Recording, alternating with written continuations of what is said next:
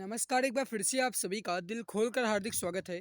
अगर आप उत्तर प्रदेश पुलिस भर्ती 2022 के अंतर्गत असिस्टेंट ऑपरेटर या रेडियो ऑपरेटर की तैयारी कर रहे हैं, तो आप सभी जानते हैं गाइस कि इसमें जीके के साथ साथ साइंस के क्वेश्चंस भी इंक्लूड किए गए हैं। क्योंकि पहले ही बता दिया गया है कि इसमें साइंस के भी क्वेश्चंस आने वाले हैं, जो कि सामान्य ज्ञान एंड विज्ञान में फिजिक्स के क्वेश्चन आएंगे। तो आइए आज की इस क्लास की शुरुआत करते हैं। हालांकि आप जानते हैं कि हमारी जो क्लास नंबर 57 है, इसके पहले हमने 56 तक अच्छे ढंग से आपको समझाया है। और अगर आपने नहीं देखा तो आपने देख लीजिएगा, ठीक है। प्लेलिस्ट में मिल जाएगी, आपको हर एक क्लास क्रम के अनुसार मिल जाएगी, जाकर के आप आसानी से देख सकते हैं। या फिर अगर आप टेलीग्राम से जुड़े हैं तो डेली आपको day by day guys link मिलती रहती है, तो आप उसके माध्यम से भी क्लास को आसानी से देख सकते हैं। आइए आज की इस क्लास की शुरुआत करते हैं, लेकिन उससे पहले मैं आप सभी से रिक्वेस्ट करना चाहूँगा, अगर आपने अभी तक क्लास को लाइक नहीं किया तो एक बार सभी मित्र पहले लाइक कर देंगे। मैं आपसे क्यों लाइक करने के लिए ही कहता हूँ और कुछ नहीं कहता हूँ, तो गाइस आप एक बार लाइक ज़रूर कर दीजिएगा। एंड अगर आप चैनल पर पहली बार विजिट किए हैं तो सब्सक्राइब कर लीजिएगा, ताकि आपको आने वाली हर लाइव क्लास नोटिफिकेशन जो है आपको टाइम टू टाइम मिला करे, ठीक है। तो चलिए आज की इस क्लास की शुरुआत करते हैं। आपके सामने पहला क्वेश्चन रखते हैं। पहला क्वेश्चन है कि भार की एसआई इकाई, फिर ऑप्शन है फिर मतलब डैश है, फिर कहा गया कि एसआई इकाई के बराबर है। दैट मीन्स ये हुआ कि भार की जो एसआई इकाई है या किसकी एसआई इकाई के बराबर है। बहुत ही जरूरी क्वेश्चन है, बहुत ही इंपॉर्टेंट है।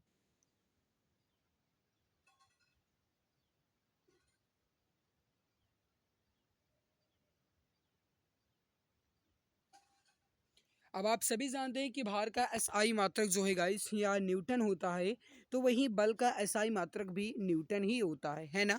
तो यहाँ पर आपका राइट आंसर क्या हो जाएगा? बल। जो भी dear friends option number C बता रहे हैं, बिल्कुल सही आंसर हो जाएगा, ठीक है।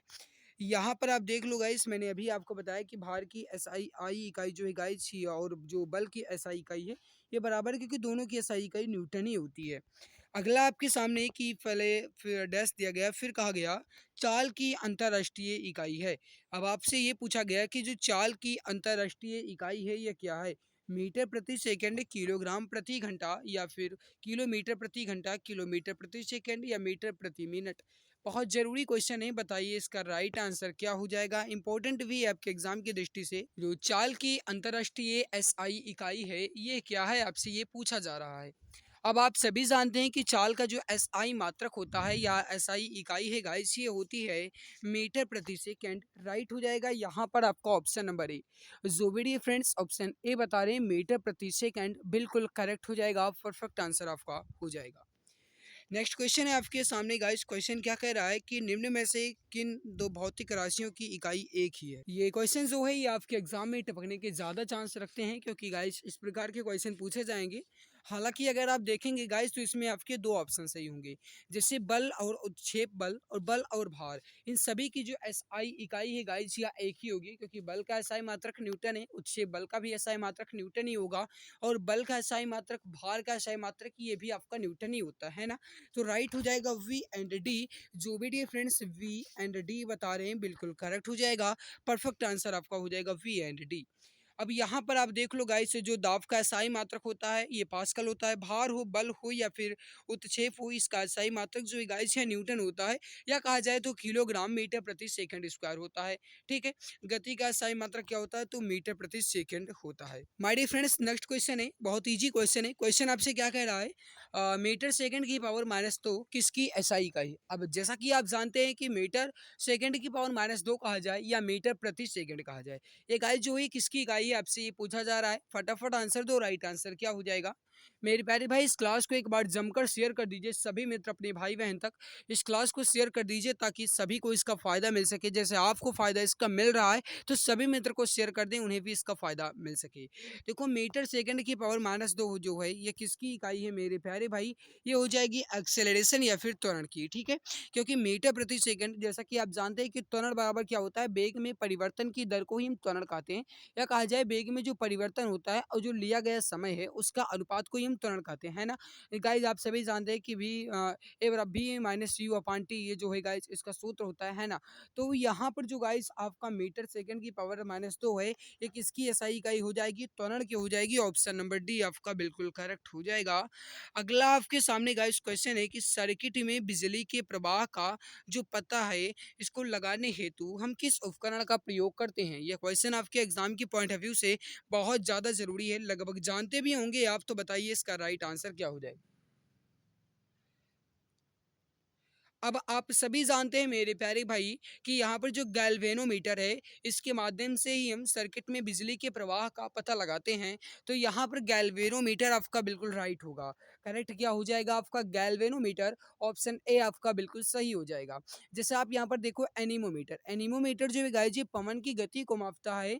वायरोमीटर जो है ये वायु दाब को मापता है। लैक्टोमीटर जो है ये वायु के सॉरी दूध के घनत्व को मापता है। ठीक है, तो यहाँ पर गैल्वेनोमीटर जो है इस सर्किट में बिजली के प्रवाह का पता लगाता है। एनीमोमीटर जो है ये हवा की गति का पता लगाता है।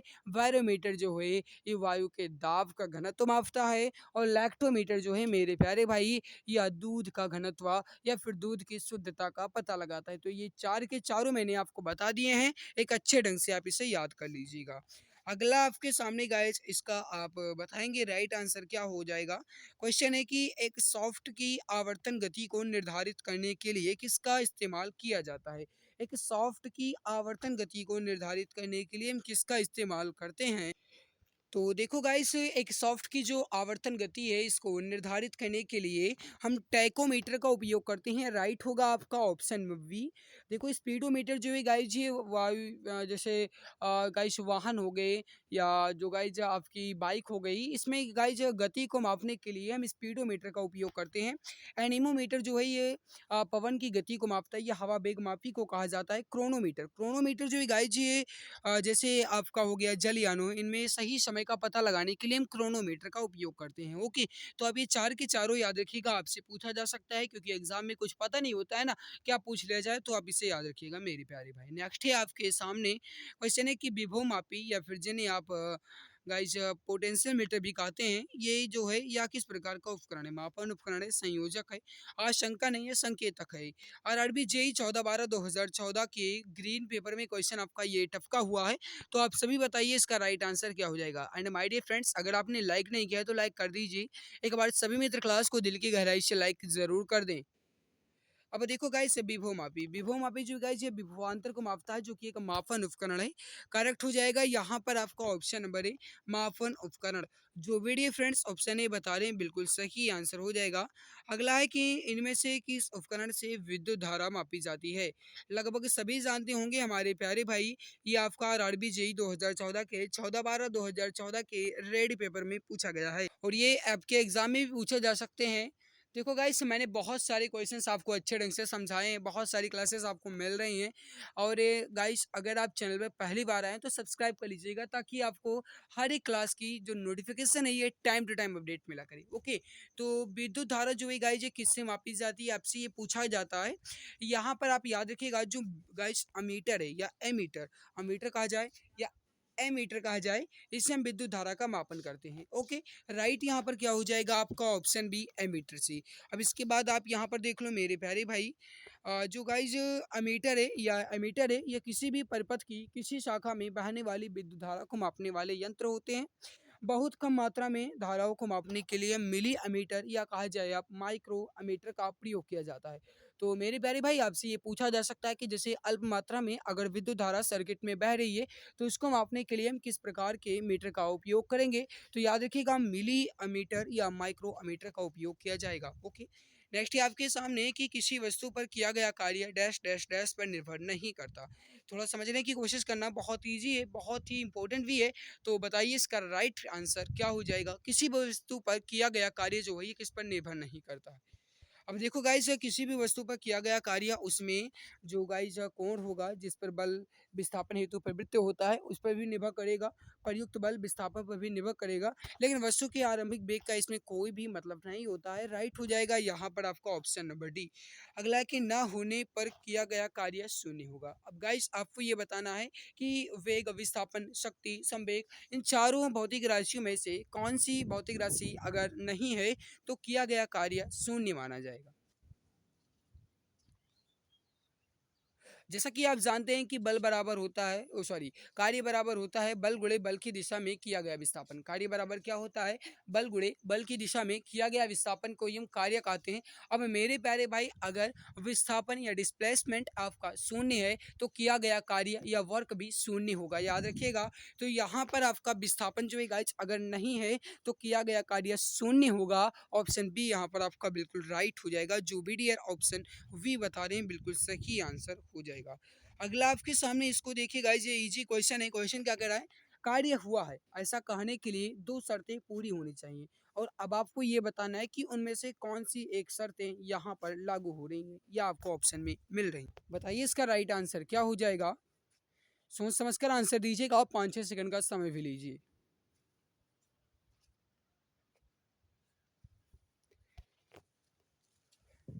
अब आप देखो, कार्य हुआ है ऐसा कहने के लिए दो शर्तें पूरी होनी चाहिए। इनमें से एक आपसे ये कहा गया है, जैसा कि मैंने अभी आपको बताया कि अगर कार्य होता है तो उसमें डिस्प्लेसमेंट होना जरूरी है या उसमें विस्थापन होना जरूरी है। तो बल की आवश्यकता नहीं है, ये बिल्कुल गलत, क्योंकि आप जानते हैं कि अगर कार्य होता है तो बल लगेगा तभी कार्य किया जाएगा। तो पहला ऑप्शन बिल्कुल गलत। नेक्स्ट है कि वस्तु विस्थापित होनी चाहिए या वस्तु में विस्थापन होना चाहिए। हाँ, ये शर्तें जरूर होनी चाहिए, क्योंकि गाइस बल गुणे बल की दिशा में विस्थापन होता है कार्य, है ना।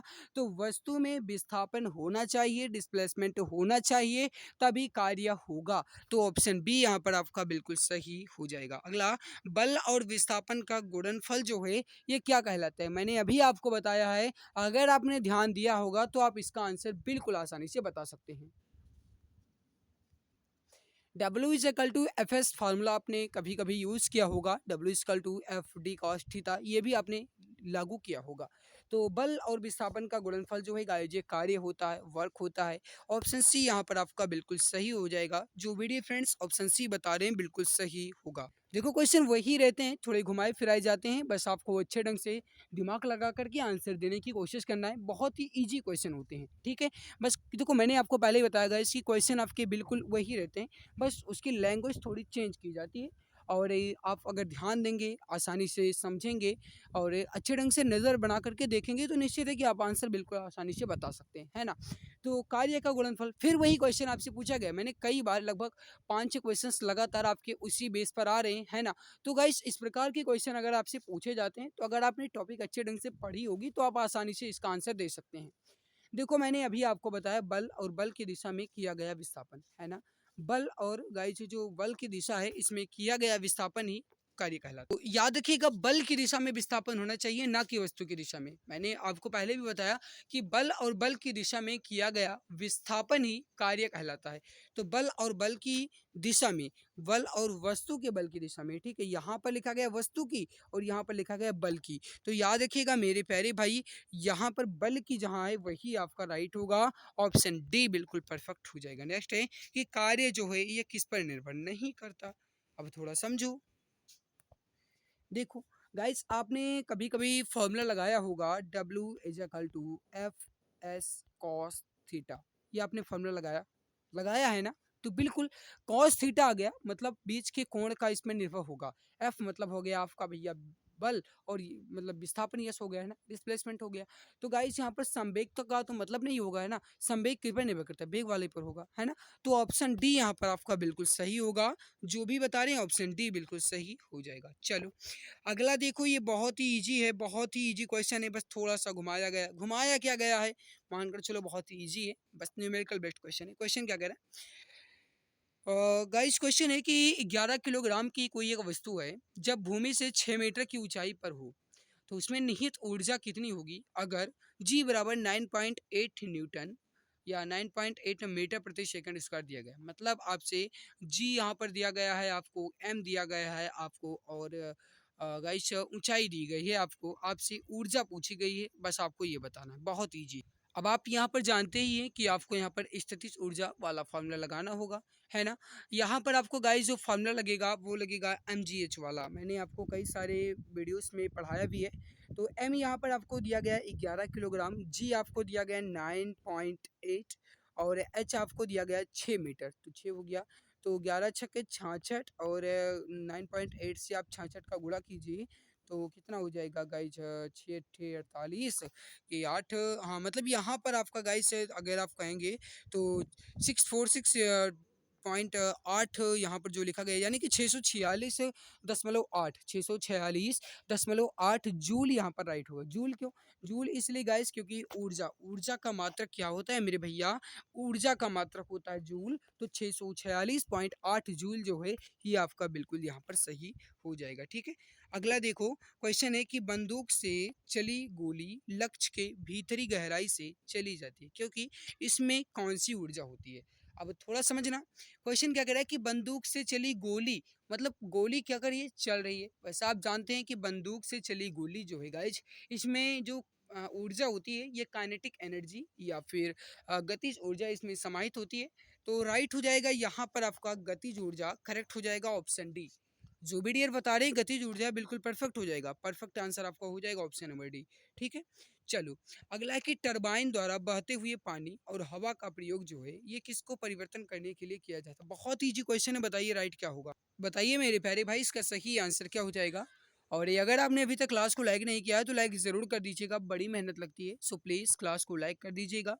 लाइक करने में आपका कुछ नहीं जाएगा मेरे प्यारे मित्र, लाइक करने में कुछ नहीं जाएगा, बस आपको एक लाइक कर देना है। अगर आप चैनल पे पहली बार आए तो सब्सक्राइब कर लीजिएगा, जिससे आपको ही बेनिफिट मिलेगा, है ना। तो टरबाइन द्वारा बहते हुए पानी में हवा का प्रयोग जो है गाइज, ये गतिज ऊर्जा को विद्युत ऊर्जा में बदलने के लिए किया जाता है। करेक्ट हो जाएगा यहाँ पर आपका ऑप्शन नंबर सी। जो भी डियर फ्रेंड्स ऑप्शन सी बता रहे हैं बिल्कुल सही हो जाएगा। करेक्ट आंसर हो जाएगा यहाँ पर आपका गतिज ऊर्जा को विद्युत ऊर्जा में या काइनेटिक एनर्जी को इलेक्ट्रिकल एनर्जी में चेंज करने के लिए हम टरबाइन का प्रयोग करते हैं। अगला आपके सामने क्वेश्चन क्या कह रहा है, ये देखो, ये आपका न्यूमेरिकल बेस्ड क्वेश्चन है, बहुत इजी है। बस आपको दिमाग लगाना है, आंसर आपको आसानी से आएगा। पहले इसे आप समझ लीजिए, उसके बाद मैं आपको आंसर देता हूँ। पहले आप लगाइए, उसके बाद आंसर देंगे। जल्दबाजी नहीं करना है भैया। आपसे इसमें वस्तु की गतिशील गतिशील ऊर्जा या काइनेटिक एनर्जी पूछी गई है। अब देखो 30 किलोग्राम द्रव्यमान की कोई एक वस्तु है और उस वस्तु पर 10 मीटर प्रति सेकंड का वेग है। और गाइस पूछा गया है कि वस्तु की गतिशील ऊर्जा कितनी होगी। गतिशील ऊर्जा का मतलब होता है गतिज ऊर्जा, या जिन्हें आप काइनेटिक एनर्जी कहते हो, के ई कहते हो। फॉर्मूला होता है हाफ एम बी स्क्वायर या 1/2 एम बी स्क्वायर। एम आपको दिया गया है, वी आपको दिया गया है, आपको के ई निकालना है। यहाँ पर आपको लगाना होगा 1/2 एम वी स्क्वायर का फॉर्मूला, 1/2 मैंने लिख दिया भैया। एम आपका दिया गया है 30, ये भी लिख दिया भैया। बी आपको दिया गया है 10, हालांकि स्क्वायर है तो मुझे दोबारा लिखना होगा। ओके, अगर 2 1 जा 2 और 2 5 जा 13 हो जाएगा, यहाँ पर 15 हो जाएगा। और यहाँ पर अगर आप कहेंगे तो 15 दहम 150, और जब 150 को आप 10 से गुणा करेंगे तो हो जाएगा आपका 1500 जूल। जूल क्यों? क्योंकि ऊर्जा का मात्रक जूल होता है। तो करेक्ट आंसर यहाँ पर क्या हो जाएगा आपका? Option number B. जो भी बता रहे हैं 1500 जूल बिल्कुल सही हो जाएगा। करेक्ट आंसर हो जाएगा आपका ऑप्शन नंबर बी। ये क्वेश्चन आपसे पूछा गया है, इसमें आपसे गतिज ऊर्जा ही पूछी गई है, वही क्वेश्चन है, बस थोड़ा घुमाया गया, घुमाया नहीं गया है, बस केवल गाइस इसमें अंक ही चेंज किए गए हैं। क्वेश्चन आपसे क्या कह रहा है इसको देखिए। 30 किलोग्राम द्रव्यमान की कोई एक वस्तु है, 5 मीटर प्रति सेकंड के एक समान वेग से घूम रही है। वस्तु के अधीन गतिज ऊर्जा क्या होगी? फिर आपसे द्रव्यमान तो बिल्कुल वही आपको मिला है, लेकिन वेग थोड़ा चेंज किया गया है। 1/2 एम यहाँ पर 30 है, वी आपका 5 है, 55 25। अगर आप गाइज 25 का और 30 का गुणा करें, 2 से भाग दे दें तो आप आसानी से इसका आंसर बता सकते हैं। अब देखो मेरे प्यारे भाई, यहाँ पर अगर आप यहाँ पर करेंगे तो हो जाएगा आपका 1/2 एम है 30, वी है 5, फिर से 5 क्योंकि वी स्क्वायर होता है। 2 1 जा 2, 2 15 जा 13, यहाँ पर हो जाएगा 15, 15 का 5 से गुणा कीजिए तो हो जाएगा आपका 15 25 75, 5 का गुणा कर दीजिए तो 375 जूल यहाँ पर राइट होगा। याद रखिएगा, हालांकि 375 सभी जगह आपको मिल रहा होगा, लेकिन अब इसका आंसर आप सही कैसे करेंगे जब आपको इसके मात्रक पता होंगे। मात्रक आपको कब पता होगा? जब आप इसको याद किए होंगे। जैसा आप जानती हैं ऊर्जा का मात्रक होता है भैया जूल, तो यहाँ पर न्यूटन, किलोग्राम ये सारे अलग हो जाएंगे, पास्कल दाब का हो जाएगा, है ना। तो 375 जूल यहाँ पर आपका बिल्कुल सही हो जाएगा। अगला है आपके सामने, ये भी आपका न्यूमेरिकल क्वेश्चन ही है गाइस। देखो इस प्रकार एक दो क्वेश्चन आपके एग्जाम में आ सकते हैं, इसीलिए मैंने ले लिया है। हालांकि बहुत कठिन न्यूमेरिकल आपका नहीं आएगा, बहुत ईजी न्यूमेरिकल आएगा, ये बात आप समझ लीजिएगा। ठीक है, बहुत ईजी आएगा जिस प्रकार से मैं करवा रहा हूँ। इसमें आपको बल ज्ञात करना है। क्वेश्चन है एक स्थिर बल 2 सेकंड की अवधि के लिए 5 किलोग्राम द्रव्यमान की वस्तु पर कार्य कर रहा है और ये वस्तु के वेग को 6 मीटर प्रति सेकंड से 8 मीटर प्रति सेकंड तक बढ़ा देता है। प्रयुक्त बल की मात्रा की गणना करो। बहुत ईजी है, बहुत ईजी है। पहले तो आपको यहाँ पर निकालना होगा इसका त्वरण या ए आप कैसे निकालेंगे? ए निकालने के लिए आप यहाँ पर ध्यान दीजिए गाइस, जो पहले इसका वेग था या जो इसका प्रारंभिक वेग यू है, ये कितना है? 6 मीटर है, 6 मीटर प्रति सेकंड है। ओके, और ये जो गाइस वी दिया गया है वो आपको कितना दिया गया है? 8 मीटर प्रति सेकंड दिया गया है। ओके भैया, अब आपको यहाँ पर ज्ञात करना है सबसे पहले तो इसका वेग, जो गाइस मेन वेग है। आप यहाँ पर निकालेंगे v minus U upon T से इसका वेग। v यहाँ पर कितना दिया गया है? 8। v आपको कितना दिया गया है? 6। t आपको कितना दिया गया है? 2। 8 में से 6 जाएंगे, कितने बचेंगे भैया? 2 बचेंगे।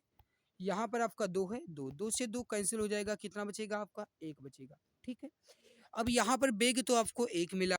अब आपको यहाँ पर ज्ञात करना है बल। अब बल वाला आप फार्मूला लगा दीजिए, F is equal to M A, ये हमारा बल का फार्मूला हो जाएगा। वेग यहाँ पर आपका त्वरण के बराबर होगा या एक्सेलरेशन के बराबर होगा। कहने का मतलब है ए के स्थान पर हम 1 रखेंगे, एम के स्थान पर जो हमें दिया गया है 5 किलोग्राम, इसे रखेंगे। F इज इक्वल टू हो जाएगा आपका यहाँ पर एम है 5, ए है आपका 1, 5 कम 5, और यह बल का मात्रक होता है न्यूटन।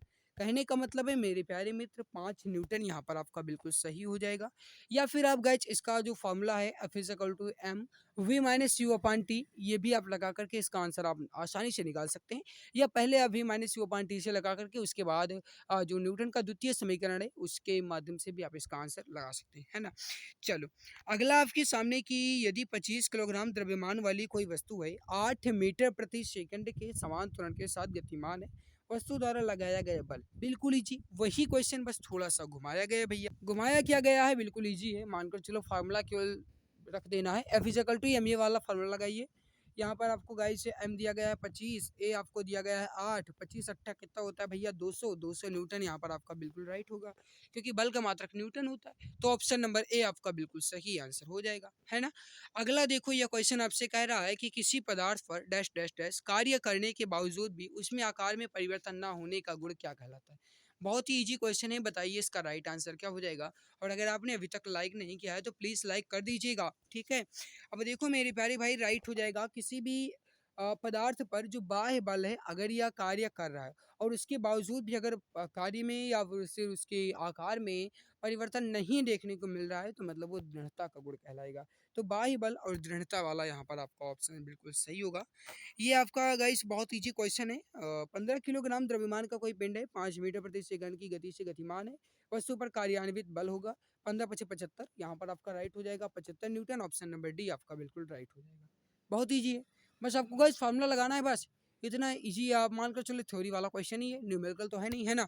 ये इस प्रकार के न्यूमेरिकल कहेंगे, बिल्कुल आसान है। तो मेरे प्यारे भाई, आपको हमारी मेहनत कैसी लगी ज़रूर बताना, और अगर अच्छी लगी है तो लाइक करके ही जाना। और मैं आपसे रिक्वेस्ट करना चाहूँगा कि इसकी जो गाइस वीडियो है या इसकी जो गाइस क्लास है, ये अपने मित्र तक शेयर ज़रूर कर देना, अपने मित्र तक साझा कर देना, उन्हें भी इसका बेनिफिट मिल सके। और अगर आप चैनल पे पहली बार हैं तो सब्सक्राइब कर लीजिएगा, जिससे आपको हर एक लाइव क्लास की नोटिफिकेशन मिला करे। पीडीएफ आपको टेलीग्राम पे मिलेगी, जाकर के आप चेक कर लेना। मिलते हैं दूसरी नई वीडियो में, तब तक के लिए धन्यवाद।